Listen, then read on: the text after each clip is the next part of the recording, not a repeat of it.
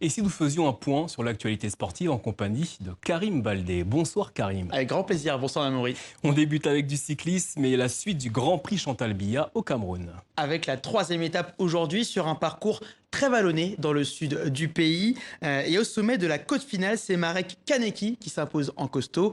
Kaneki, encore lui, c'est sa deuxième victoire d'étape consécutive, donc pour le Slovaque. Derrière, les Français Anthony Delon et Alexandre Join le talonnent. Au classement général, statu quo, vu que les meilleurs sont tous arrivés dans le groupe de tête aujourd'hui. Asdin Lagab, représentant de l'équipe d'Algérie, conserve le maillot jaune. Du vélo au football avec l'ultime week-end des éliminatoires du CHAN 2020, le championnat d'Afrique des Nations. Et oui, à ne pas confondre avec la CAN, évidemment. La Coupe d'Afrique des Nations. Cette fois-ci, la compétition ne concerne que les joueurs dits locaux, c'est-à-dire ceux qui évoluent au pays. Et c'était donc le deuxième tour retour. On va voir tout de suite les résultats. Comme à l'aller, l'Ouganda a battu le Burundi sur le score de 3-0. Qualification également de la Zambie et du Rwanda après leurs nuls respectifs.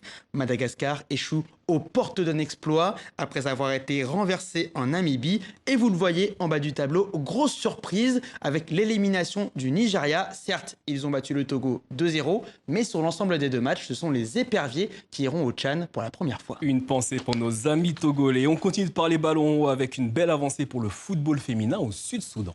Et oui, on vous parlait ici même dans le journal Afrique fin août du premier championnat national féminin au Soudan. Cette fois-ci, c'est au tour du voisin du sud d'ici mètres avec le premier tournoi du genre. Le coup d'envoi a été donné dans la capitale Djouba en milieu de semaine. Cette équipe y participe au total, soit une par province.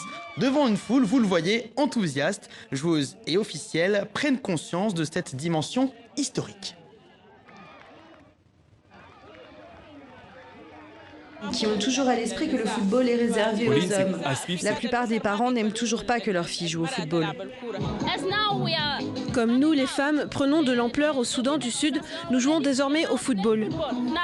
Maintenant, nous y arrivons et je souhaite qu'un jour, nous jouerons à l'extérieur du pays avec des femmes.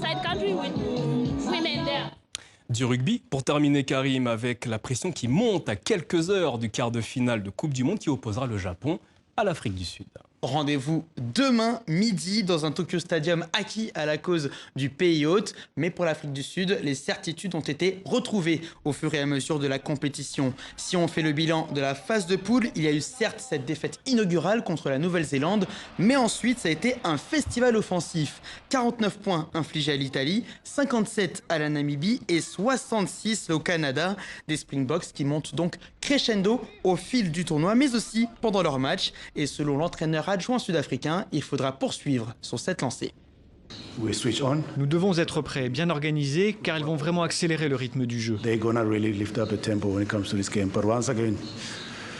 Mais regardez notre équipe. Du premier au 23e joueur, ils sont tous en grande forme. Très bons dans la plupart des matchs disputés jusqu'à présent. On finit toujours nos matchs sur une bonne note. C'est donc quelque chose sur lequel nous pouvons nous appuyer et qui doit nous servir en quart de finale.